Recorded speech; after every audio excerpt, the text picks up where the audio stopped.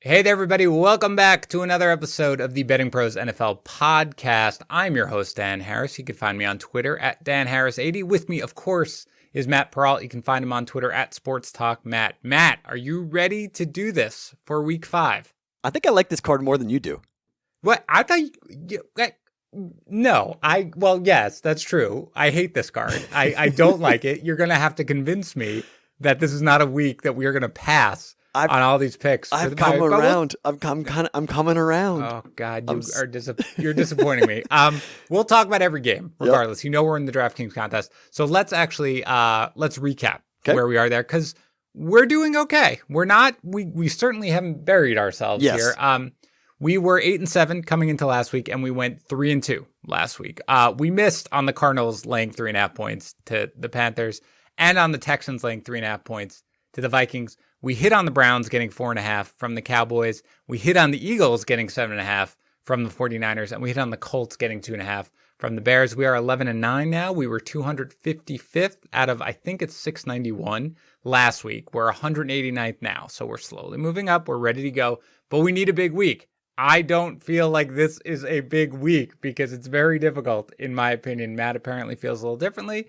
So we'll get to it. As always, props. We're not out yet. We will tune into our YouTube channel, youtube.com/bettingpros. Matt does a live stream from 11 to 12. Matt, you've been pretty hot on your props you've been giving out there, right? Yeah, we've been doing really well, actually. And I've had to kind of reassess the way that I put how much money I'm investing in the prop bets because the full unit bets have been doing okay, but the prop bets have been kind of saving me every weekend. And normally I only invest about a quarter unit on props because I just think they're very volatile. It's one player, he gets hurt, and then your prop is blown. But I mean, I last clip, I think I've hit for like 11 of my last 15. So I'm pretty hot on that market. So it's been fun. It's been real fun since the live stream has started to give those out and to watch those games from a different perspective, almost like a DFS perspective when you're really pulling for one or two players to do something.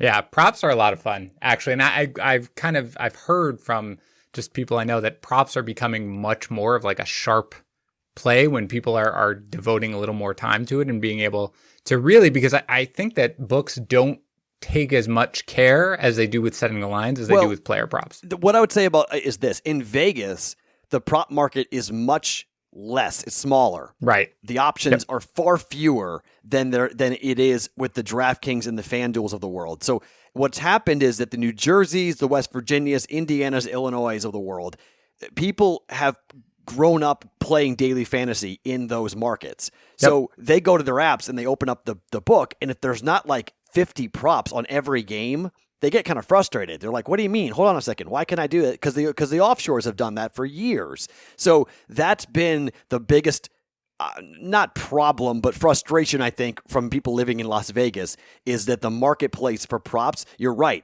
The algorithms have not caught up yet, and they're much easier to beat the book that way than it is on a total or side. Yeah, no, I agree. Okay, so let's talk about a couple things here. First, Matt was running around right before we got into this podcast, so I don't know if you've heard, Matt, but they have moved the Patriots-Broncos game to Monday night. Going to do a Monday night doubleheader once again with the early game going on because I know there have been some COVID concerns because of Stephon Gilmore. Right now it's on, but it's on Monday night. It's going to be the Monday night doubleheader again. All right? Can we all just admit how stupid it was to play that Broncos game? Chiefs game. The Chiefs game, yeah. That was a terrible call. Just a stupid move. It was so dumb. It was so predictable. It was so typical. I think maybe the NFL has dodged this, and it's not a massive Titan-type outbreak for the Patriots. But why in the world did you put them on a plane to fly? And it looks like we're learning a little more about at least playing football might not be that dangerous. The actual act of playing, it's the practice time, it's the meetings, it's the group gatherings outside of football. But maybe actually playing the game is not nearly as dangerous as we thought it might be. Yeah, and, you've got this whole thing now with the Titans where they apparently, essentially broke the rules. Who knows if they're going to be able to play against the Bills? You've got the weird thing where the Bills are playing next week, supposed to be on Thursday. There's talk, well, if they could get the Titans game in and they don't penalize them a game necessarily, that you might move the Chiefs Bills game from Thursday to Saturday. There's all this nonsense. We can consider that game. I haven't given it too much thought because it's really hard to see them playing it. Here's the question I've got for you, though, because I've been looking and I haven't seen it yet. Did you see what the circa $1.2 million did for the Bills game? No. All right. Circa has changed their rules, and I don't know if DraftKings will follow this or if the Superbook will as well with the Super Contest. But if the NFL, Tuesday at 2 a.m., that's the cutoff date. But before then, if they rule a team has forfeited and you picked the team, like the Bills, for instance, right? Bills against the Titans. If you in the Circa pick the Bills this week and it's -3 in the Circa, but say you pick the Bills and the Titans forfeit, you win. Really? You get a point. If you pick the Titans +3 and the Titans forfeit, you lose. What if they postpone the game? The game being postponed is interesting. I guess what it means, it's a, they didn't say as to, in the Circa Survivor, it goes down as a loss. They didn't clarify a postponed replay game I'm guessing it's going to be just basically, it's a no play. You'd go with 4 games that week. Yeah. Interesting. So it's a game theory type of thing where, like, do you run the risk? Do you want to roll with it? If and then if they play, are you comfortable being on the Bills -3? Because then that's your pick. So you got to be comfortable at least thinking that they're going to win. Yeah. All right. Well, anyway, let's get into it. We're recording this because we've talked a little bit about this game. We're recording this at about 6:45 Eastern on Thursday. So the Bears-Bucks game is in play. All right. By the way, Matt, this is live news. It's 6:48 Eastern time. I just see a tweet from Adam Schefter because I have notifications up saying the Titans-Bills game that's scheduled for Sunday is being moved to Tuesday. Oh my gosh. At 6 p.m. So long as there are no more positive tests in Tennessee. The Bills-Chiefs game is being switched from Thursday to Sunday, but it goes back if more positive tests are found in Tennessee. Oh my gosh. All right. So we've got craziness. I don't know. I mean, there've been new tests every day. So Tuesday at 2 a.m. would not actually qualify for this then because Tuesday at 2 a.m. is technically the game will be played that day. Right. So now they got to move that. Now Circuit's got to move that back, I guess, unless they rule that they're going to. I mean, so I figured that the NFL did not want to forfeit a game to the Titans, even though it sure sounds like they should. Right. Yeah, you don't want to do that to a playoff contender. You don't want to 4-0 team versus another. Right. I mean, 2 teams that have very good records. Yeah. Well, anyway, look. So it's now 6:49. But we talked a little bit. The pickings are slim this weekend. You've got the Bucks taking on the Bears. Is this a game that you want to consider? I believe it's 4.5 on DraftKings. Yeah, it's a bummer because the line's 3. And have you heard Mike Evans' news yet? Is that he is playing. Okay, so Mike Evans -3 is my bet, and I'll hold on a second. I gotta actually have to physically do this while we're talking because I've been waiting. You're getting your bet in. Yeah, I've been waiting for that news, so I have to physically go ahead and bet. Look how dedicated he is. Live on the podcast. Live on the podcast. You're watching us on YouTube.com/bettingpros. So you can see him doing it. Done. I will talk. Okay, You're done? No, it's okay. done. So I wanted to make sure I had the -3 with Mike Evans playing. So 4.5 is a little steep. It's a little heavy. I think it's a field goal game. So in the DraftKings, I would say pass it because that's a 1.5 difference. So I would have to say 4.5 is too heavy, but 3 is why I waited for Mike Evans, and Mike Evans -3, I took Tampa. Okay, good. I want to pass on it as well. So I'm glad you didn't have a very, very strong lean on it. So that game's out. It's 3.5, by the way, on our consensus odds. 65% of experts are picking the Bucks at that spread. But we're going to pass on that game. We're not going to go. All right, Matt, you know what we do. We go back and forth here. You do one, I do one. You gave me a couple that you were leaning on. I was, a little hesitant on it. So go ahead, start us off. What's your best play, or however you want to put it out there? The play that I like the best are the Pittsburgh Steelers -7, right? Or 6.5? It's 7.5. 7.5. Fine, still take it. Don't like it, but I'll still take it. I don't like it, but I'll still take it. I think the Steelers are going to be all over this Philadelphia Eagles team, and here's why. The wide receiving class or grouping is still really banged up, and for whatever reason, when you look at the way that the Niners played, they didn't blitz Wentz nearly enough. Blitzburg is going to be all over Wentz. He's going to have no time. He's got the yips still. Nick Mullins was why the Eagles won that game, and that's why I was so strong on the Eagles last week, because I really thought, you know what, this is going to be a win for them because their backs are against the wall. But this is a team traveling from the East Coast to the West Coast and back, and I think Pittsburgh is really solid defensively. I think it's a blowout. Steelers blowout, man. See, if it was like 6.5 I'd feel okay. 7.5. I'm not taking it off the table. Okay. It's not a game that I hate.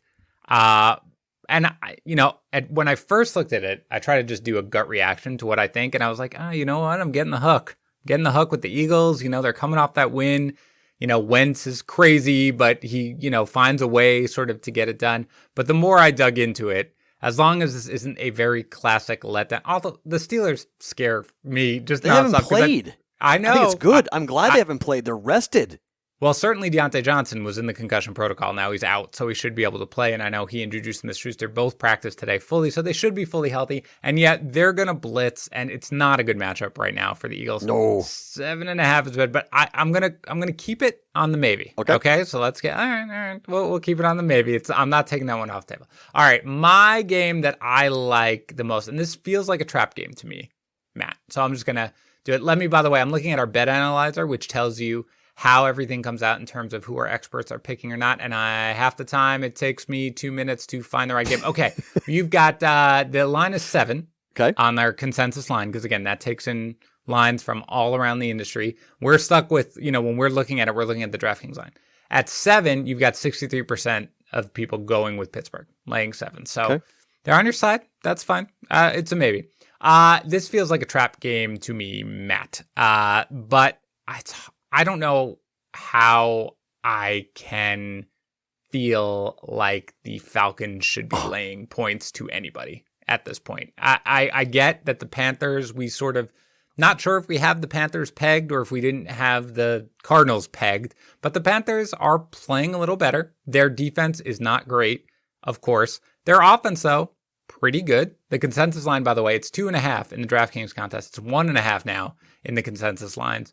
There's not going to be any Julio Jones here. He's almost certainly not going to play it in practice today. It would just be crazy to go after him like there. Their defense is absolutely decimated, and it's terrible anyway. They did get Terrell back, but he is not ready really to do anything. And they have 3 receivers anyway, all of whom are capable of doing damage. So for me, I think the Panthers are going to win this game outright. I know they're getting 2.5. It's less than field goal, so it doesn't really matter. But for me, I don't see how the Falcons, I don't care where you're playing. It doesn't seem like the Falcons should be favored over anyone. I think this is finally the game that gets Dan Quinn fired. So for me, the game I like the most is probably the Panthers getting 2.5 from the Falcons.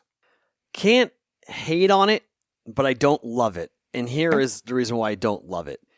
At some point, defenses, and I know the Falcons are bad, but at some point, defenses are going to realize what's happening here, and they're going to change up, and they're not going to expect the old school defensive, the old school, stop McCaffrey, stop the running game. They're throwing the ball a whole lot, and Bridgewater's been pretty good. Yeah. So this is a really big public play. My biggest problem with this is everyone's pick this week. Right. Everyone's on That's this. what I'm saying. That's why it feels sort of, So that's why I'm scared about the line. I'm scared about just falling down, backing the Panthers, expecting them to rise up. And Matt Ryan looked so bad against the Packers. Yep. I just couldn't figure, and he had Ridley and Julio playing, and they both were shells of themselves. But it was just, he looked a half a second slow with processing everything, and then his arm is done. Like him and Breeze are just like, everyone thought Brady would fall off a cliff. I feel like those two dudes have fallen off of cliffs with their arm strength. It's just gone. There's nothing there behind the football. So that's my only concern, is that it is everyone's play, but I don't hate it, and I would be comfortable. I would be comfortable rolling with it simply because it looks perfect. Like everything lines up for it, and oftentimes that's when you get burned. But this year's a weird year, and the public has been doing pretty well. Well, that's also where I sort of have in my mind. We've been talking about it when we look at the way the DraftKings contest breaks down. We look at the pick distribution. It's so many public plays. Yeah. But for the most part, the public plays have been hitting. So it is, I don't know if it's just a weird year. I don't know if it's because there are no fans or what's going on.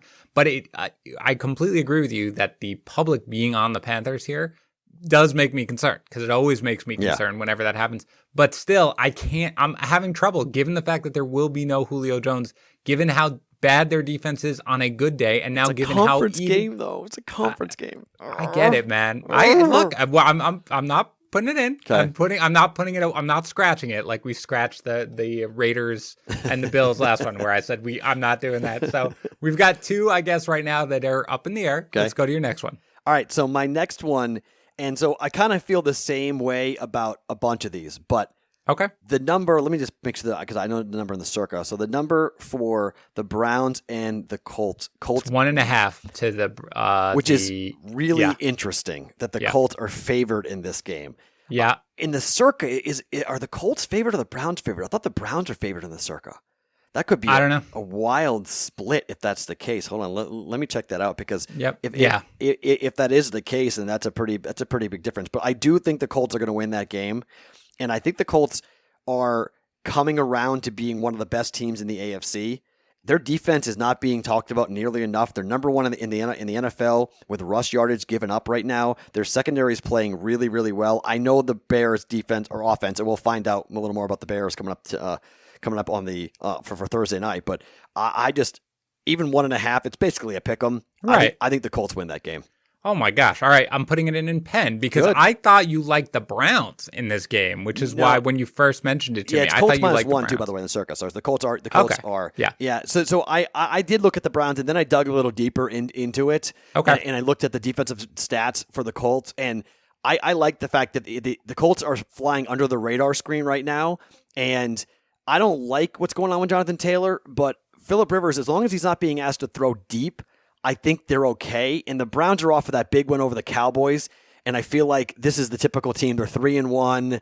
This is where Baker Mayfield starts getting all swaggy and all crazy and doing dumb things and starts turning the football over. So I like the Colts here -1, 1.5. So it's funny. I'm totally good with it. That is the consensus line, by the way. The Colts are laying 1.5. 64% in our bet analyzer is with Cleveland. I actually expect Cleveland to be the heavier picked side on this game. Yeah. And I don't have a problem with it. I like the Browns. I like what Stefanski is doing. I really, really do. The Chubb injury does hurt. Yes, I think definitely. a little bit more than people are understanding, because Hunt is not built right now, especially that he's got the kind of lingering groin injury. He's not in there to be a 25 touchback. They want to lean on the running backs. Yep. Dearness Johnson is fine. Hilliard is fine, but I think that is going to be a little bit more. For me, the big thing is just I still think the Colts are being underestimated in the market. And part of it is, I get it, because when you look at what their offense has done over the past couple of games, they've just looked very meh, right? Like, I mean, Jonathan Taylor, like we talked about, he just kind of runs into the line, and you're like, where's the explosiveness? What am I missing, right? Right. Yeah. The receivers aren't involved at all.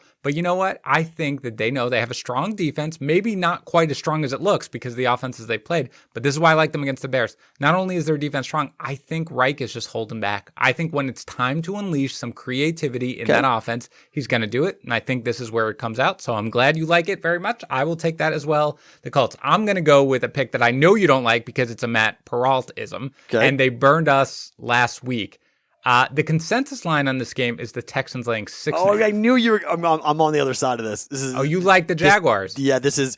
Remember when I came on the Eagles last time, and I said a friend of mine has a guy who does stats and does lines on a math number, and the Eagles should have been +3, and they were +7.5. Mm-hmm. This line should be 7. And this line right now, it should be Jaguar. It should be Jags +7. It's Houston -5.5. Yep. And so this is one of those. All the way around. Sorry. This line should be 3. Excuse me. Line should be 3. Right. I was getting confused. Flip it around. That's sorry. fine. This line should be 3, and it's 6.5. So it's 3 points of value on the Jaguars, and this is only 2 points of value on the Jaguars. But this is Houston after firing their head coach. It is. Yep. This is why I couldn't play this game, and I'll probably pick it. I'll probably pick it in the circa, and I probably will. On the Jags, it 6.5 by the way in the circa? It's 6.5 in the circa. Okay, so it's a big point difference. Yep. But here's I'm not excited about doing it only because I don't know what direction the Texans go.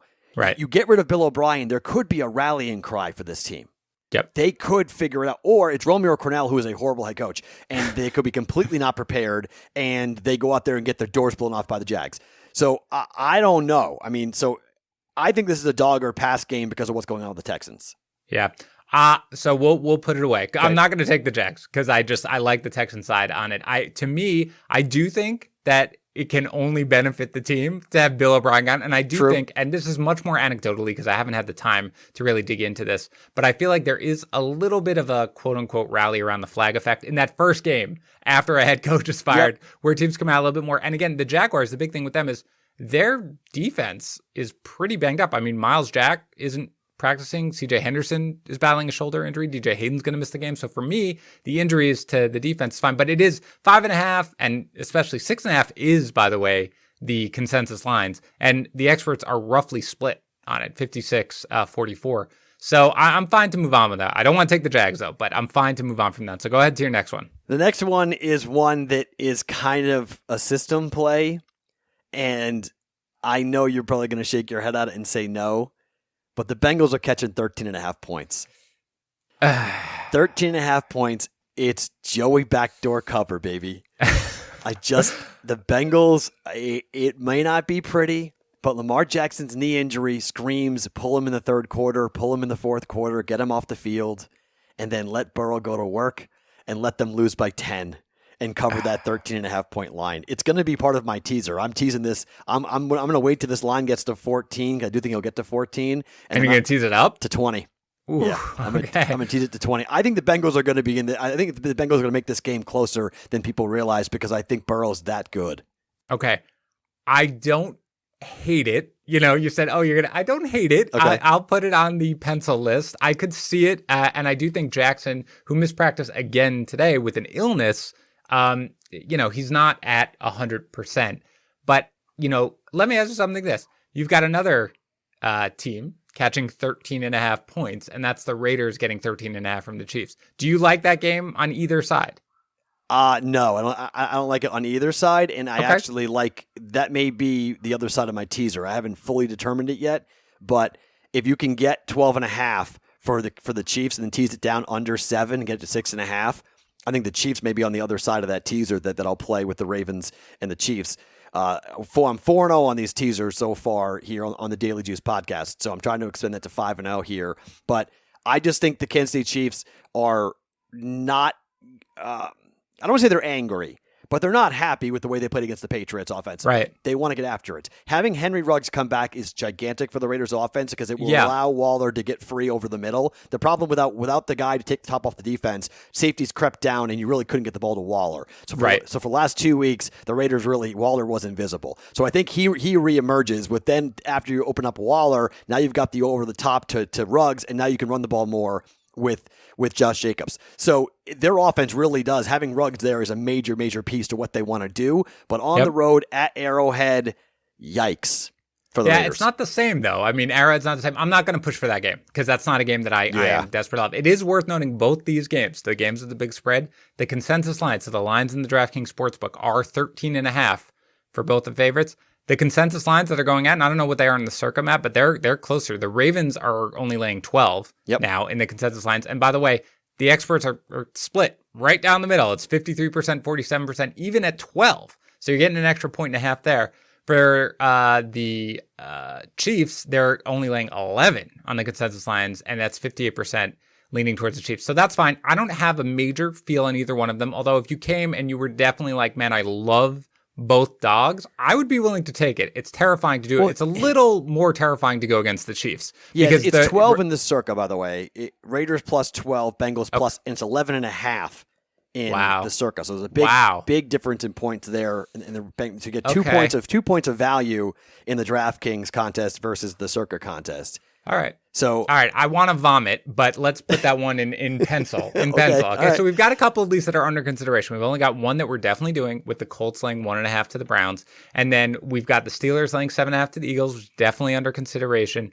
The Bengals getting 13.5 from the Ravens, and the Panthers laying 2.5 to the Falcons, which, we'll see. What about the Cardinals laying 7.5 points to the Joe Flacco-led Jets? I mean, okay, hold on. Have you seen some of the stats for Kyler Murray? Well, you can read them off if you'd like. No, I'm just saying his completion. He's last in the NFL in yards per completion. Yeah, I know. It's really scary to go and ask him to do anything. I'm nervous about that team and how they've regressed very quickly. The Cardinals are scaring the holy heck out of me, and I think Joe Flacco's playing for legacy. I think that's an game. I mean, Matt. I will grant you everything you want to say about the Cardinals. 100% agree. They have not played well. I don't know what Cliff Kingsbury is doing when they get close to the goal line, and even when they do give it to Kenyon Drake, who has not played well and may be battling an injury. Remember, he was in that walking boot, and he has not looked good. They don't just pound it up the middle. They do these sweeps that go on the outside, and they're just not getting it done. The play calling is atrocious when you get there. I get all that, but it's the Jets, the Adam Gase-led Jets with Joe Flacco playing for legacy. I mean, Joe Flacco could be playing for $1 billion, and it wouldn't change how I feel about him as a quarterback. Now, look, anytime you're over a touchdown, they're going to lose. It's the question of by how much. That's my worry. We were like 4 seconds away from a win against the Broncos, which you and I both had. We were 4 seconds away from the Jets beating the Broncos. And they wound up losing by what? 9, 10, 11, whatever that was. They are they're one of the worst football teams that I can remember watching. It's my own team, so I've seen a lot of bad teams. But if you don't West like Coast that's teams on East Coast. I'm concerned about the Cardinals. I'm concerned about DeAndre Hopkins not getting the football in the right places. I wish, to me, this is like a prove it game. Like, watch the Cardinals this week, and if they win by 10 points, then I'll be like, okay, here they go. They've rectified and fixed some stuff. But this is asking one of these mediocre teams to go in and cover anything on the road in the NFL. I don't know. I think it's hard on a 10 o'clock kick, early start time. It worries me. So I'll make you a deal. Yeah. We're going to take this one out. Okay. However, if the Cardinals massacre the Jets, from now on, my takes on the Jets, which are almost always going to be whatever it's the your spread team. is. So yes, it's your team. So yeah, whatever the spread is, it's too small. Yeah, we're gonna listen to that. We're gonna give that more. Look, if you want to stand on a table and tell me the Cardinals, no. I love the Cardinals. So I'm okay. I mean, I told you going into the year, this is a great team. I'm just correct. I'm nervous about my own evaluation of these guys because I feel like Kyler Murray is regressing as a passer, and he came out of the gate full of firing, and he looked awesome. And now it's like all this dink and dunk stuff isn't working. And I can't tell, like, where's Fitzgerald? Where's Kirk? Like, where is this team right now offensively? And it's great when Kyler's running, but how long can you do that and have him be healthy?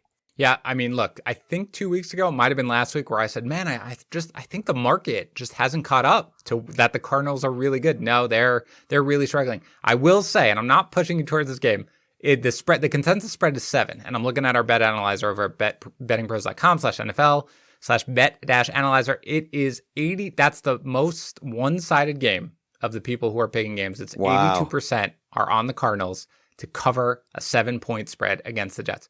We'll take it off because as long as I can know that in the future, if there's, and you might be right, I can't imagine. I mean, Le'Veon Bell is coming back. I don't care. It just doesn't matter.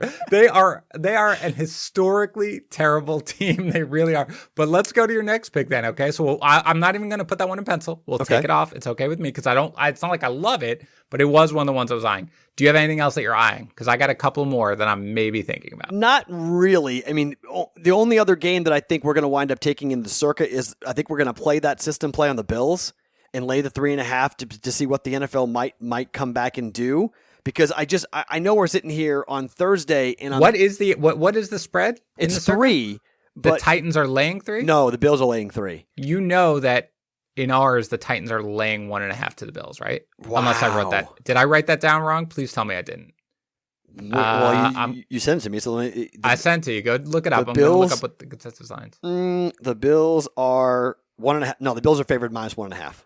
The Bills are favored. Yes. Oh, I'm sorry. Yeah. Okay. That would have been crazy. That would have been pretty crazy. That would have been crazy. That would be a monster switch. My bad. My bad on that. Everybody. I mean, So I mean, to me, because I'm not so sure the Titans aren't going to have something drop here that's going to be catastrophic on Saturday that the league's going to come back and say you're going to forfeit this game. I mean, if the Titans aren't going to forfeit this game, no one will ever forfeit a game in the NFL. Not that they want to do it. You know what could happen, Matt? You know what could happen? What I forgot who somebody tweeted this out. It might have been Todd Furman.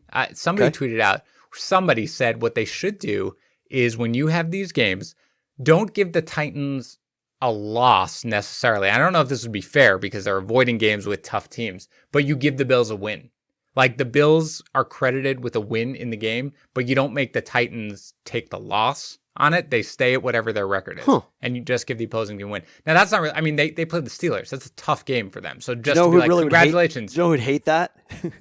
The books who have Bills who have big liability on the Bills. That's true. Win total that drives them crazy. And that is a good point. Titan win totals as well because you'd want them to actually have a loss there, not a win. I guess for win totals it wouldn't matter. So who do you think is going to win this game if they do play though? Well, you know what I think. I mean, yeah, you hate the Bills and you will never bet on the Bills. You know where I am on this game, and I think this is the exposure game. I think this is the game where finally the Titans play a solid game and Tannehill plays well, because I think that Bills defense is horrible, and I think this Bills team is finally going to play a defense worth something. They haven't played a defense worth anything so far this year. Everyone they play is garbage defensively. So if I had to bet it, give me the 3 points in the Titans. If I was betting it with money, I'll take the Titans +3 at home. And you're going to play it in the circa, though, but you're going to play it for the Bills? Is that what you're saying? I mean, we're debating it. We're going to wait all the way till right before the deadline to see if the NFL on Saturday decides to make the Titans forfeit. And then if they don't, then we'll just go ahead and play it. We'll either replace it or we'll play it however way we want to play it. But we have 4 picks, and we're kind of waiting on that game to see what's going to happen. All right. Let me give you another play that I know you're going to hate because it goes against Russell Wilson. And it's the Vikings getting 6.5 from the Seahawks. At home. So in Seattle. At home. You're taking Kirk Cousins on the road against Russ. Well, sort of. In prime time. In prime time. Also, not a good fact for me. I agree. That Russell Wilson with his numbers in primetime. These things are at home against Kirk Cousins in primetime. These things are not good. These things are not good facts for me saying that this is a bet where we could take. However, let me offer some counterpoints. There are a couple things. Number one, of course, there are no fans. So I realize that may not matter, when you think about it. But for me, the way I think about that is the huge home field advantage that the Seahawks have. This is just more that they're comfortable and they don't have to travel. So that is something, but it's not nearly the same as what it was in that stadium where it was crazy. I think the Vikings have really now changed, and I think we didn't see it when we bet the Texans last week against them, as bad as the Texans played. I think getting Justin Jefferson more involved and essentially taking that Stephon Diggs role is going to allow them to put up a ton of points. And can you admit at least that Seattle's defense stinks? Oh, no, yeah. No, there's no debate in that. Seattle's defense is definitely not good. I'm not going to deny that. It's just that Wilson is so on this MVP march that it's something else. And that secondary for the Vikings is who's guarding DK Metcalf? Oh, I agree. But who was guarding them last week against the Dolphins? And they didn't have this. I mean, I realize they're home now and it's prime time. It's not like Wilson Wilson had a great game, right? Of course, and they put up plenty of points. But that game was that wasn't, that the Dolphins decided they're not going to settle for all those field goals, and that's a game. I mean, that's something that's close. The Seahawks don't usually blow teams out, especially teams that can put up a ton of points. I remember 7 points a blowout. No, but more. So that's all we need is 7 points. All right, they usually play 1-score games. And who have they beaten so far this year, Matt? Like, go through their games. Okay, they've beaten the Dolphins, Patriots with Cam at home. Yeah, that was good. That was good. But they barely squeaked. They won. Chill out. That's fine. Then who did they beat in kind of a hard fought game? The Falcons, right? Garbage. And then who did they beat? The Cowboys, right? The other team. Garbage. No, mostly garbage. Yeah, Cowboys are garbage. Yeah. No, I agree. But the same thing can be said about the Bills. I mean, you're rah Josh Allen. Man, come on now. Who's played a tougher schedule, the Bills or the Seahawks? Okay, who have the Bills played? The Jets, the Dolphins, the Rams, and the Raiders. Yeah, neither one has. But I'm not sitting here and saying that Russell Wilson sucks or the Seahawks suck. I'm just saying that I don't know necessarily if there are this complete juggernaut. I'm not banking on Kirk Cousins to do anything in primetime. That is. I think if you're avoiding Kirk Cousins outside of a 1:00 Eastern game, you're fine. Like, in primetime, that dude, bright lights, no way. All right, so we're running out of choices here. Let me get down a couple others. Right. Giants getting 9.5. From the Cowboys. By the way, I will say that on our Bet Analyzer, the vast majority of experts, it's the second most heavily cited game, which is the Seahawks to cover the 7-point spread. Okay. I'll just put that out there. I don't care. I'll do what I want. But anyway, fade the Giants getting 9.5 from the Cowboys, Matt.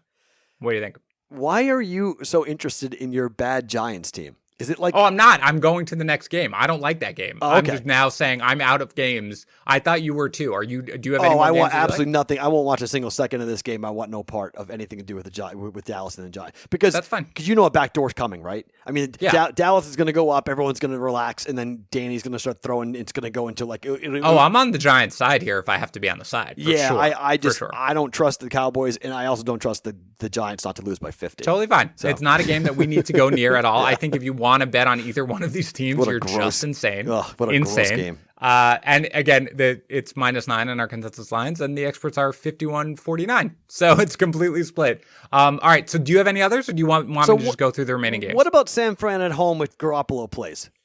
What's Miami? It's 8.5, and our line's 8.5. 8.5. I worry a little bit again. I mean, it didn't look that great the last week, but I worry it was a Nick little. Mullins with 2 interceptions.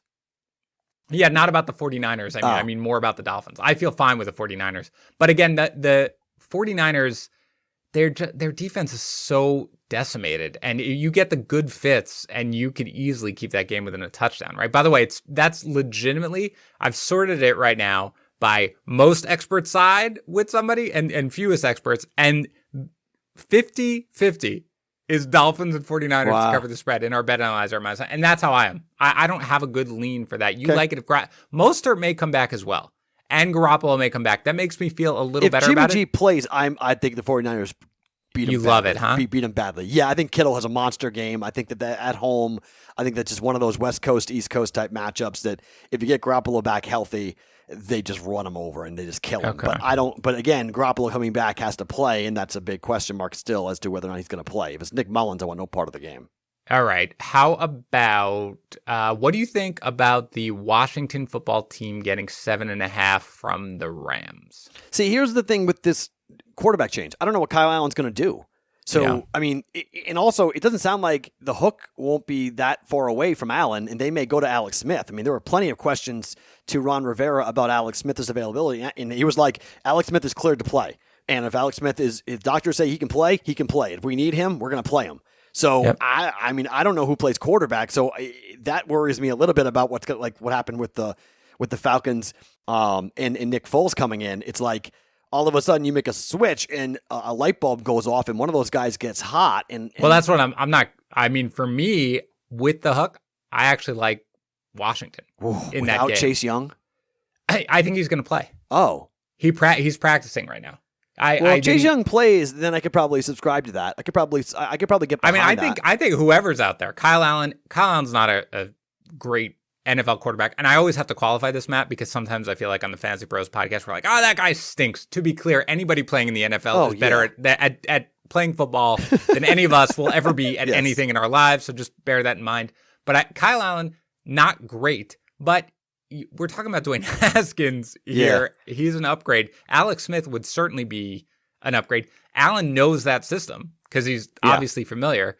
I think it's an upgrade. The Rams really did not look impressive last week. We've been singing their praises a little bit. Mm-hmm. I remember they were getting killed right in that game against Dallas? No, against the Bills. They were getting killed against that game against the Bills. Their last trip east. Yep, the last time they were right. And then they managed to make it a game at the very end. I don't know what happened. Well, obviously you think the Bills stink, but defensively, if Young does play, I kind of might be willing to take the hook. And again, it's -7 our consensus odds. 72% are going with the Rams, but this feels like, getting more than a touchdown. If Young plays, going to Allen and having Alex Smith, by the way, as your backup, which is an upgrade, right? That might be a game that I would dabble in. Yeah, no, I can get behind that. I can at 7.5. It does come down to I need Chase Young out there to get in after and disrupting who I think is Mr. Happy Feet in Jared Goff. So I think you need to make his life a little more miserable than it's been. So if you have Young out there being able to get after the quarterback and disrupting the offenses, I could get behind 7.5. Sure. Okay. That's heavy. All right. So let's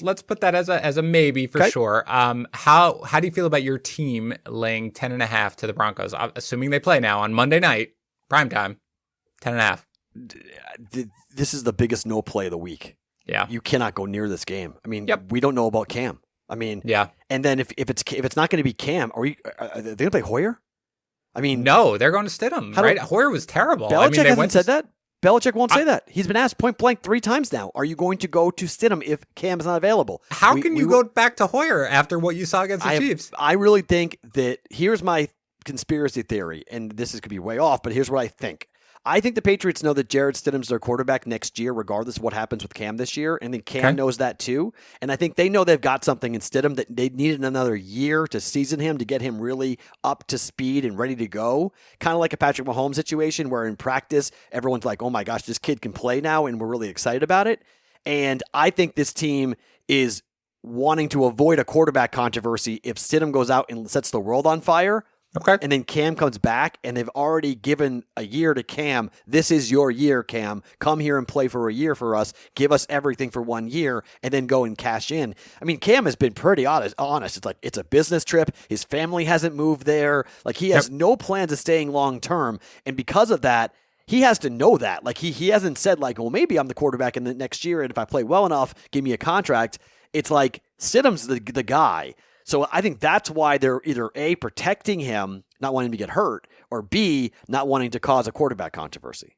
Okay, so you think Stidham's not going to play in this game even if Cam is out? I think they're going to play Hoyer. I think that they're going to be stubborn about this, and I think they're gonna, until he struggles, until he sucks, in which he probably will, I think that they will then turn around and go to Stidham in an emergency if they have to. But I think it's their preference to play Hoyer. And with that, let's say there is no Cam. Let's say they do go with Hoyer, and maybe we find out about it before time locks. There's no Stephon Gilmore in this game because he's on COVID. And there's probably not going to be locks, so you're dealing with Brett Rippon. I get it. But he didn't look that bad till the second half. Would you take 10.5? 10.5? Yeah, I would. Yeah, because that was my first instinct. Yep.